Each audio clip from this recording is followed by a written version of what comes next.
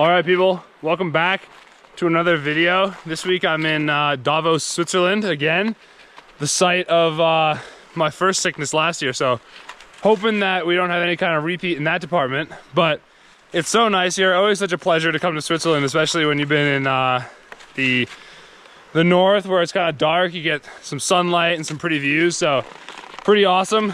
I got a good video queued up today. I feel like I've been pumping these things out like crazy, so I hope you all are still enjoying the content I'm bringing to the channel. And yeah, stay tuned. I'll get some ski footage, and then I got a sweet interview with two Swiss national team members who are very good World Cup skiers and have got a lot of interesting things to say. So watch it through and check out that view, hey? Beauty.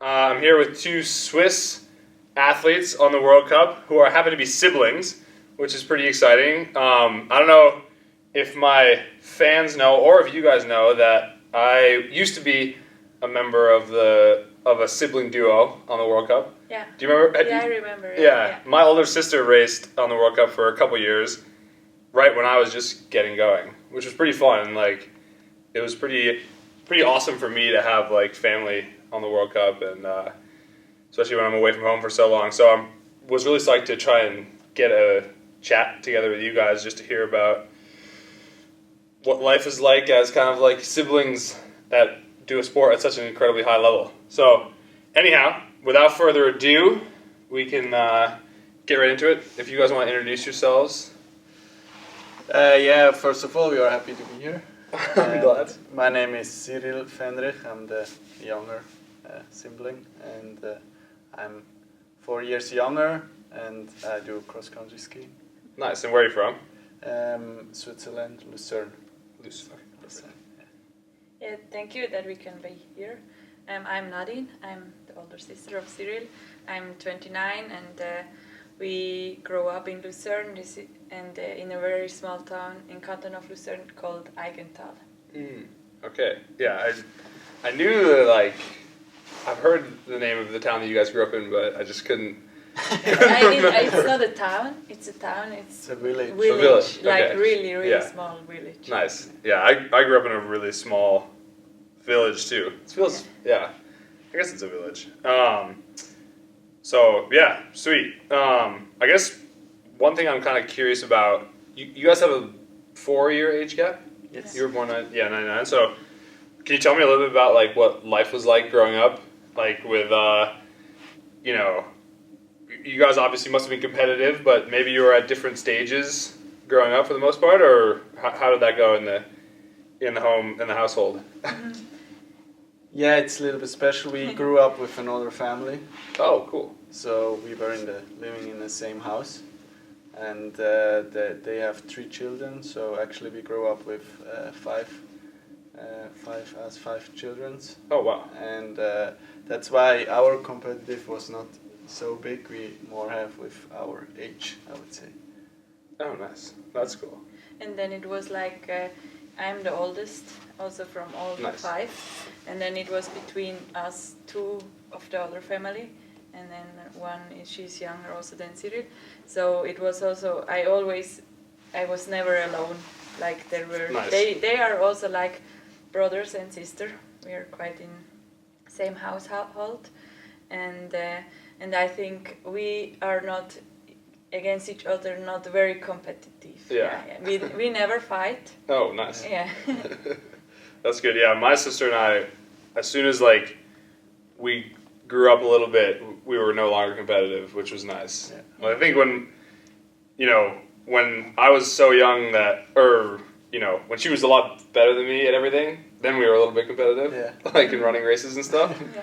But once I sort of grew up a little bit, then we sort of started working together more, which was pretty fun. But Yeah. was the other family also skiers? They did when they were younger, but they Yeah. never did it professionally. Okay. So, Yeah. Okay. That's cool. And also, of course, it's like this. We always want to beat each other when we train together or Yeah. something. If we do an interval together, then maybe he starts a little bit later, or he make a bigger loop, and then I always want to try to be faster than Yeah. him. That's sure. But I think also this push each other. Yeah. Yeah. No, it's really nice. I mean, it's good that you can kind of like be a cheerleader, but also like work together and Yeah. get better. It's really sweet. So can you tell me a little bit about the ski culture in Switzerland? I mean, I know the Swiss host a lot of World Cups, and there's always a lot of fans there. And like, what's it kind of like to be a professional cross country skier in Switzerland? Can you explain that to me a little bit? Or even just to grow up skiing, like what does it mean to the people?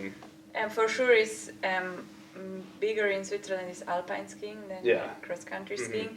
It's quite a small sport, but I think a lot of people do it and also watch it. So we get a lot of support, especially also from our home village and our home club and the region. We get a lot of support, and they are really like happy and that they know us and that they can follow us and cheer for us. So this is very nice. Yeah, that's cool. Yeah, we have a big fan club also. Yeah, fans you see with the green hat. Yeah. And I think skiing himself has a good, like it's a pretty hard sport, so the people like it and have a lot of respect. If they know skiing, then they, I would say. Right. Yeah, I mean, I guess it's similar in the U.S. Like, you know, the people that like skiing and know about it, they love it. And it's like they diehards, you know, which makes it kind of fun. You know, you're not like, I don't know, it's not, you get like propped up when you do well, but you don't feel bad when you do bad, you know, and I kind of get the impression in Switzerland too a little bit, but I never know. Like, I feel like in Norway, you hear of the athletes being sort of like pushed down when they do bad, and then that's a shame, you know. Yeah. So it's nice to be, I don't know, the ski community that I grew up in, for instance, like they're just like, oh, okay, if I have a bad race, and then if I have a good race, they get so excited. So it's pretty cool. Yeah, we have always the chat, and the people always write if it's good or bad, doesn't matter. So yeah, that's great. Yeah, so I guess another thing I'm kind of curious about is when, you know, I know both of you are very talented juniors. Cyril and I raced together at Junior Worlds many times. And already way before in Yeah. Valmistire, where True. we don't even know us. Yeah, oh my God, that's right. It was, I don't know, 2017? Yeah, Something. 2016, 17, we raced at Swiss Nationals together. Yeah. It was a fun time. I was a different person back then, man. But anyhow, yeah, you were both very talented juniors, obviously. But, you know, I think something I talk about a lot on this channel and with my followers is kind of like what the transition is like to professional skiing and the different avenues there are. But most of what I talk about is like in the U.S. where we have the college system and stuff. You know, I went to college for 4 years and I did that, and then I sort of like went for the World Cup and everything else after that. So I'm kind of curious what that looks like the transition from being a talented junior to being a talented senior. Like, how does that look in Switzerland, and what were the sort of steps along the way for each of you? Yeah, I think as a junior, all in Switzerland is still doing education, and some of them, especially also go beyond the junior. So I think I had to do an apprenticeship, like when I was 21 years old. But it depends always which way you choose and how old you are in the school. But at the end, I would say it's a hard transition, and you just have to keep training and learn to train more. If you're getting professional, also don't do too much, but train twice a day. You did that already, but more hours a week, or and then just go in this Continental Cup and Right. work you up there. Yeah, so that was like the Europa Cup Yeah. for you guys. Yeah. You raced on that for a couple of years. Yeah. Cool. So you did a little Yeah. bit wrong way, other way. I raced maybe 3 years on that. Okay. And then I got always the Swiss World Cups where I could go, and then it's my second season, I would say, or third season all in a World Cup. Mm-hmm. Yeah. Yeah, I did also when I was junior education. I did. It's very difficult. I don't know how to say in English, but we make school, and I did internship by side school, and it was a really hard time because it was a sports school, but it was not like you sleep and have school and train and sleep and everything in the same place. There were sometimes I was like living at home, sleeping at home, working in like 20 minutes from there, Oh, wow. go to school 30, 40 minutes from there, train, I don't know, 50 minutes from there, and this in one day. Yeah. So it is a lot of traveling, Yeah. and it's quite hard. And you have the school, you have the work, and you have the training. But I think this give me a lot. Like I learn a lot in this time. Of course, it was not. I was not able to do it completely professional, but I think it was good. So after I was junior, I made the step to the elite, and I was professional after. I didn't work or something by side. So, and then I could train and had also the good recover, and I could work more professional, and that's also why I could make step by step better. Yeah. Okay. This was important for me. And then in the first year I was in Alpen Cup, and I think already in second year I could do more World Cups. Nice. Yeah, that's cool. Would you say that like her sort of like route through that time influenced your decisions at all, or were you pretty certain with what you wanted to do?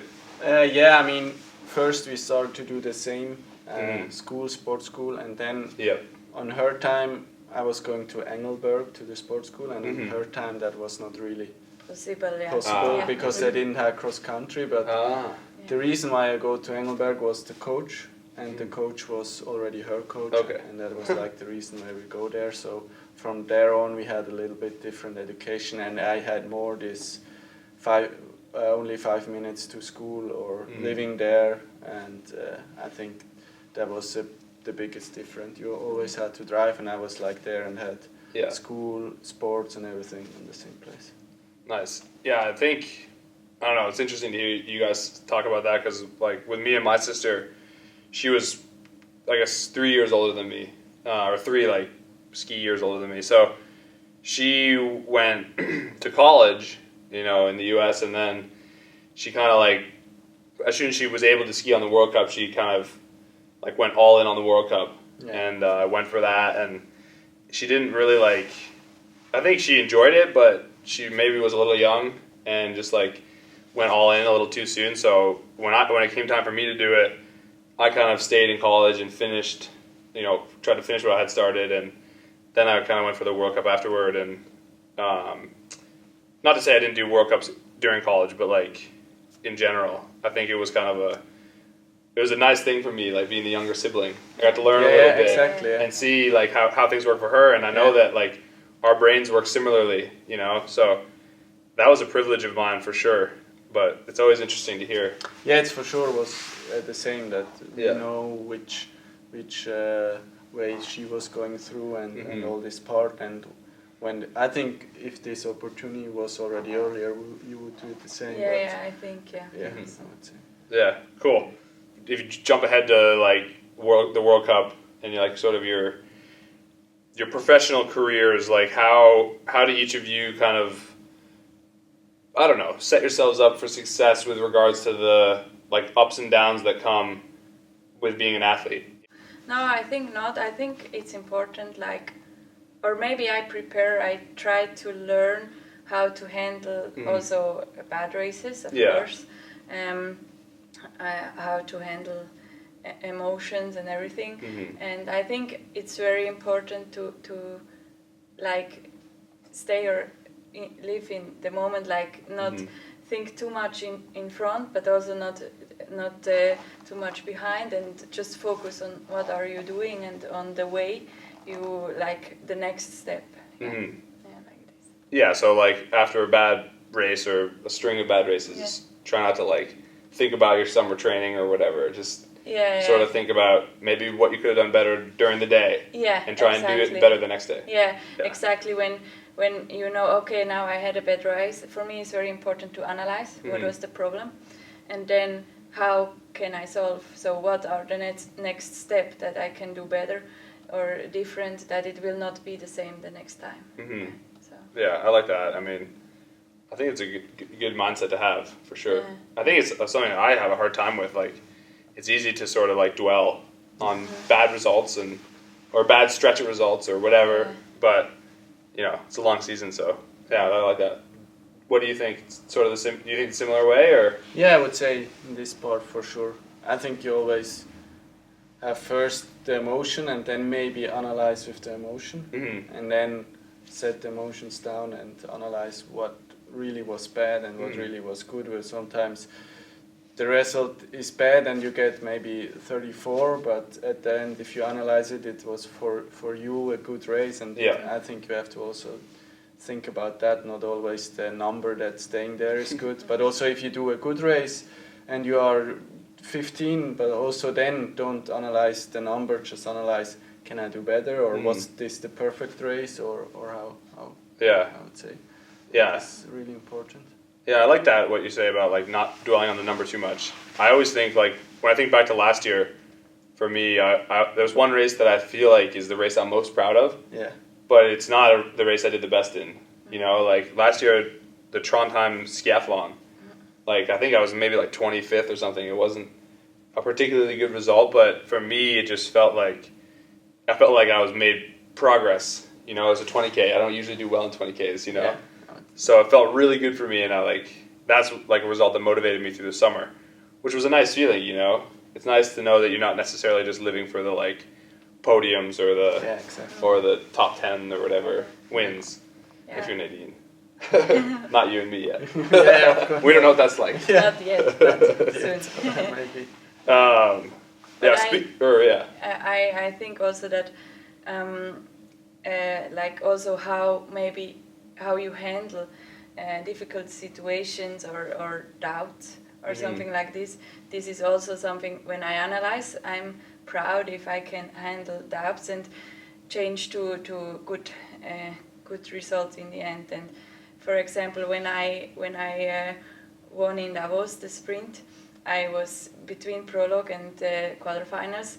I was freezing. I felt so bad. I was like, I don't know if I will make it to the semifinal even. And then that I could push myself up and go through and win in the end.